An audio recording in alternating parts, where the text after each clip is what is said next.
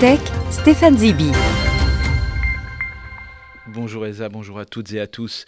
WhatsApp est en ébullition depuis le 7 octobre en effet. On voit l'application de messagerie partout. Le jour J, les victimes ont envoyé des milliers de messages à leurs proches au moment des exactions commises par les terroristes. Ces messages servent aujourd'hui à un projet intitulé Mémorial 710, pour lesquels les survivants du kibboutz de Be'eri rassemblent textos, photos et vidéos servant de preuves.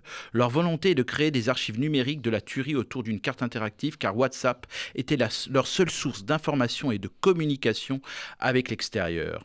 Les gens ont envoyé des selfies avant d'être assassinés, indique Yaniv Yegi, présent au kibboutz lors de l'attaque. Dans son téléphone portable, il conserve des milliers de messages WhatsApp qu'il a lui-même reçus d'habitants terrifiés appelant désespérément à l'aide depuis leur abri. Même si récupérer des messages WhatsApp relève de la sphère de l'intime, cette démarche permet de renforcer l'exactitude historique et surtout de la défendre. Donner ces messages privés devient donc aujourd'hui un devoir de mémoire. Parallèlement, depuis le 7 octobre et dans notre quotidien, les groupes WhatsApp se développent de toutes parts pour de très bonnes raisons. Néanmoins, la sécurité et la vigilance au vu du contexte ne sont pas toujours de mise. On se doit néanmoins de le prendre en considération. Il y a quelques semaines, un élu de la République avait mis en ligne des captures d'écran où les numéros des membres d'un groupe d'ultrasionistes étaient révélés. Aussitôt, celui-ci avait été mis en garde à vue. Mais cette anecdote doit nous sensibiliser aux règles élémentaires si vous créez un groupe, mais aussi si vous en rejoignez un. Si vous créez un groupe, vous devez appliquer ces quelques bonnes pratiques. Par exemple, limiter le nombre d'administrateurs et aussi permettre à ces seuls administrateurs d'ajouter des membres en désactivant le lien d'invitation dans le groupe.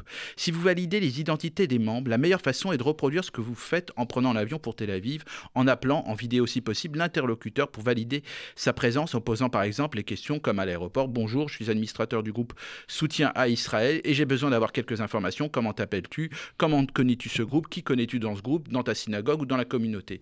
Si vous avez le moindre doute, sortez le membre. De même, n'ayez aucune retenue si certains membres restent inactifs, supprimez-les. L'autre point important est l'accès à vos données personnelles. Par défaut, quand vous êtes dans un groupe, votre numéro de téléphone et votre identité sont visibles. Pour éviter cela, il faut que vous changiez vos réglages. Parmi les choses à faire, il faudra mettre son compte en mode privé. Ça permettra de réduire la visibilité uniquement à vos amis. Seuls eux ou vos contacts pourront accéder à vos données personnelles. Supprimez toutes les données personnelles permettant de vous identifier dans la vie physique, adresse, photo, etc. de vos profils.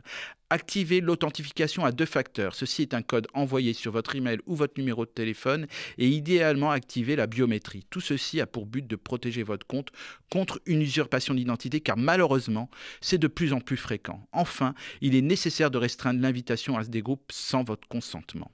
Vous le constatez, ce n'est pas simple, raison pour laquelle de nombreux groupes se retrouvent sur Telegram.